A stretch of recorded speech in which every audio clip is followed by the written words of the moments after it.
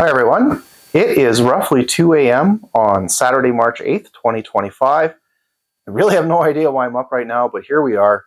But hey, we have beer. We've made it to the end of this year's 50-meter beer project, so it's probably about time for a wrap-up video. I also realized I didn't do a video on the yeast I used this year, and it is a bit of a different yeast. And so I'm going to spend a bit of the start of this video talking about that before I get into the beer itself. So I've had going on for a little while now a yeast project where I'm trying to find sort of the wild ancestors of what became lager yeast. So some cold tolerant, cold fermenting yeast, just to experiment with a little bit in my brewery. It's a group of yeast that I've never really worked with in the past. So the way I isolate these yeast, or at least try to isolate these yeast, is fairly simple and straightforward. I don't have one on me, but I purchased these pre-sterilized cotton-tipped swabs, so it's a little wooden stick with a little bit of cotton on the end. It comes in a paper package that keeps it from becoming contaminated till I open it. And I basically go outside and I swab trees or other spots where yeast might be found. So what I do after swabbing a tree or whatever is I bring that cotton tip inside. I cut the tip off and put it into a little vial of wort. And you can't see it, but just through the wall here to my left is a refrigerator that we keep at 12 Celsius, which is about 52 Fahrenheit.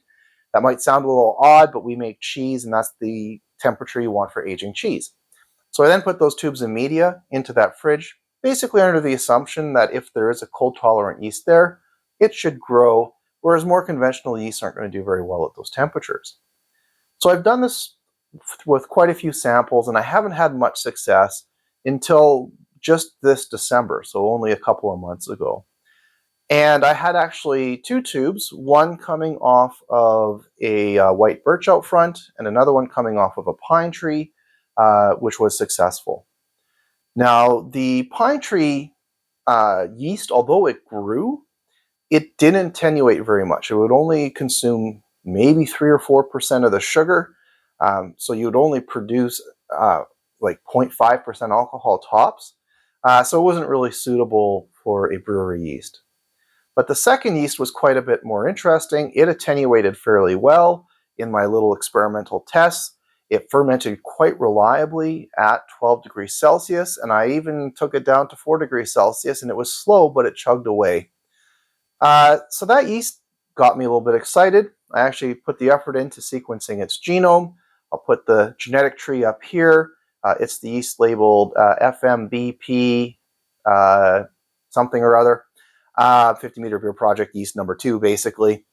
And you'll notice it's right next to Saccharomyces euvaryium, so it's probably a strain of Saccharomyces euvaryium, which is, again, one of these cold-loving yeasts that I've never worked with before. So I was pretty excited to get that isolate, and that's what I ended up using for this particular beer. So the rest of the yeast prep isn't anything special or exciting. Standard yeast starter to make enough for brewing. And I started prepping that a few days before Brewday. Now, Brewday was about as uneventful and boring as you can imagine. The bare barley that I use to make my malt, it's a little bit smaller of a kernel than modern strains of barley, so I do have to close up the gap on my mill a bit. And that sometimes is a little bit challenging. It tends to jam up a bit and whatnot. So the milling was a little bit harder than normal. But after that, it was a smooth day, easy brew day. I did a step mash because I was a little worried about the enzymatic capacity of the barley. So I started off with a 45 degrees Celsius protease rest, which can help to free up some enzyme. Then I ramped that up to a lower temperature saccharification rest at about 62 Celsius, and then ramped that up to 68 Celsius to drive the last little bit of conversion before mashing out. I did an hour-long boil, adding my Canadian red vine hops with both a bittering as well as a flavor addition, and everything went fine. And at the end of that, I chilled the wort, I pumped it into a fermenter, and I pitched my wild yeast. And up to this point, everything had gone about as well as I could hope, and then everything kind of went off the rails. And it's because of that damn yeast. So as excited as I was about that yeast, and as well as it performed, in a stirred starter, and that's really important, it performed very well in the stirred starter, it did not do very well in the environment of an actual fermenter. And it kind of had almost a schizophrenic behavior that was absolutely maddening to deal with. So the majority of the yeast fermented incredibly vigorously for about 48 hours.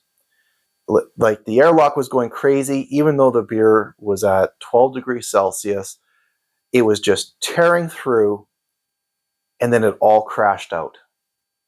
And it crashed out when there was still about 25 points of gravity left to go. So I got in there with a spoon, stirred it up, and kind of got the gravity to push down a little bit more, but then it all crashed out again, and basically rinse and repeat that over 2 weeks. And at the end, even ramping the temperature up a little bit to 18 degrees Celsius, roughly 7 degrees Fahrenheit, rousing the yeast on a daily basis, I couldn't get it to go down below 1022. So it did not get anywhere near where it would go on the stir plate, because on the stir plate, it would go right down to like 10009, 10008. It was almost hyper attenuative. But in the fermenter, no matter what I did, I just couldn't get it down below that 1022. Now, I mentioned the yeast itself was kind of schizophrenic, and the reason why I say that is that while most of the yeast clumped together and fell out after 2 days, there is a stubborn population of yeast that just simply would not settle. Now, this is a pure culture. I streaked it out to get single colonies. It is a pure strain, and I don't know if you can see it here, but this is after several weeks in a keg, and it is still incredibly, incredibly hazy. So I've done everything I can think of to clear this haze. I've used gelatin, I've used biofine, I've used sparkaloid, and it just doesn't do anything. So I was obviously quite frustrated with this. I finally did what I should have done at the start, which is put it up on the microscope.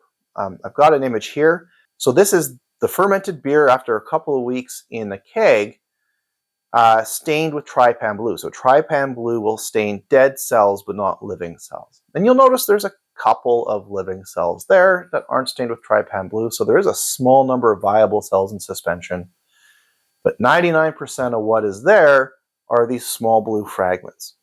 So I don't actually have yeast in suspension. I have fragments of dead yeast in suspension, and that's what's not settling out.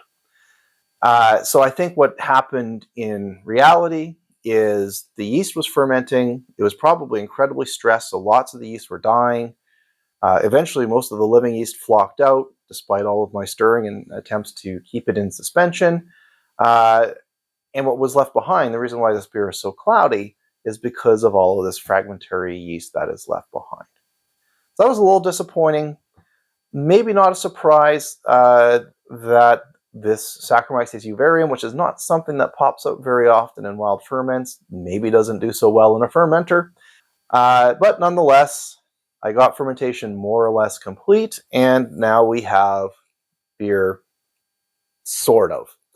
And I have to say, compared to last year's smashing success, this year is a disappointment. Now, the frustrating thing is I had a vision for this beer, and the vision is in here. If you didn't see my malt video, I made 2 malts. One was a lager malt. The other one was sort of like a Caramunic style malt. And I was aiming for something that would have sort of the character of, a malty dark lager, for example. But I knew the yeast was POF positive, so it would make phenolic compounds. So I did kind of direct the recipe towards something that would also work as sort of a Belgian triple style beer, because of course triples work very well with those phenolic compounds. And that malt character is in here. You can taste a really nice sort of dry date-like flavor, which I'm assuming came from my Caramunic style malt. It's got a nice sort of classic malty flavor. Sorry, my cat is going crazy back there if you can hear him. It is 2 in the morning. It's his prime time. So all of that is in there, and it tastes the way I had hoped, but for 2 problems. Well, 3 problems. The first problem is it didn't attenuate properly. So it is overly sweet. And it's not malty sweet like a nice, London style brown ale would be. It's just sweet. It tastes like there's sugar in my beer. That, of course, means things are a little out of balance because I had hopped this assuming it would finish somewhere between 10-10 and 10-12. And so I was aiming for an appropriate level of bitterness to kind of balance out that degree of sweetness. And I, of course, am basically twice as sweet as that. So it's underbalanced or underhopped. But the other place where there's a real problem is from the yeast. And they're causing two completely separate problems. Now, I mentioned it's a wild yeast. It's phenolic off-flavor positive, so it produces those clove-like phenols, and they are present. And they aren't just present, but boy, are they present. This thing tastes like I put a couple of tablespoons of cloves into the beer. It's massively, massively overblown.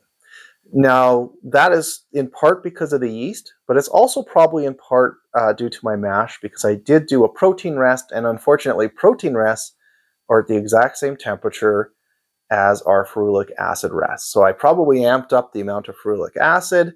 Caramunic style malts, Cara style malts also tend to promote the formation of phenolic off flavors.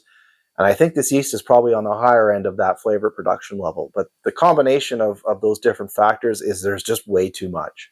I love Belgian style ales. I love those phenolic characters. But even for me, this is off. I mean, this would be like a really spicy, clovey spice cake spice. Well beyond anything that you would ever want to have in a beer. The other problem the yeast are causing, and I think it's because of those dead yeast fragments, is it has a very yeasty flavor to it as well. And if you've ever had a yeasty beer, you know exactly what I'm talking about. And it's just not right. It's kind of unpleasant, and it really plays poorly with those phenolic flavors. There is something about that kind of meaty, yeasty character and that clovey character that just clashes. So you might have noticed I've sniffed it a few times, but I haven't taken a sip on camera. And that's because I really don't enjoy sipping it. But hey, we're here. Let's do this live, so to speak. And yeah, it's sweet, it's malty, it tastes like cloves, and it's got that, especially in the aftertaste, that metallic, meaty, yeasty flavor. It's not very good. And I got to tell you, I don't know that I'm going to keep it. I'm going to give it a little bit longer in the keg in the hopes that maybe some more of this yeast fragments will settle out. That might help resolve some of the flavor a little bit. So maybe there'll be another blog post or short video on that if it does actually improve. But unless there's some pretty dramatic improvements, I think this will be my first dumper in a decade. It is really not what I was hoping for. And this failure has actually kind of come at sort of an odd time because my plan for tomorrow, assuming I can drag my butt out of bed, again, it's 2 a.m. for some dumb reason, is I'm going to start preparing the barley patch for the 50-meter beer project year 3. We are actually at that point in the year where I can haul the compost out to the barley patch, work it in with the rototiller in the hopes that next weekend, assuming we don't get some more snow, I'll be able to plant. So we're basically a year from when I started this, and I really have nothing to show for it other than a really terrible beer. So here's hoping the barley I'm hopefully planting next week comes to a better fate. An awful lot of work for an awful lot of disappointment. Anyways, not where I thought I'd be ending this season. Not where I thought this beer was going to end up. I really had high hopes for this. The malts that I prepped were really delicious when you ate them raw. The wort coming out of the brew kettle tasted amazing. And so, stupid yeast. Lesson learned there. I think next year, although I will still stick with the 50-meter theme and I will use a yeast from my property, I'm going to go back to one of my tried and true strains that I've isolated and brewed with before. As cool as it was to ferment with some Saccharomyces uvarium, there's a reason why people don't use Saccharomyces uvarium. Anyways, that was a lot of complaining from me. If you made it this far, thank you so much for watching. If you watched the whole series, thank you so much for watching the whole series. I know I sometimes tend to drone on. And hopefully in a few months, you'll be joining me for the first episode of Season 3 of the 50 Meter Beer Project. I think I'm going to stick with the same format I used this year, where I just do a small number of videos kind of hitting the major highlights instead of doing the vlog style of my first time doing this, where I had videos every other week. Anyways, once again, thank you for joining me. I'm sorry I don't have better news, but it is what it is. So until next time, thanks for joining me.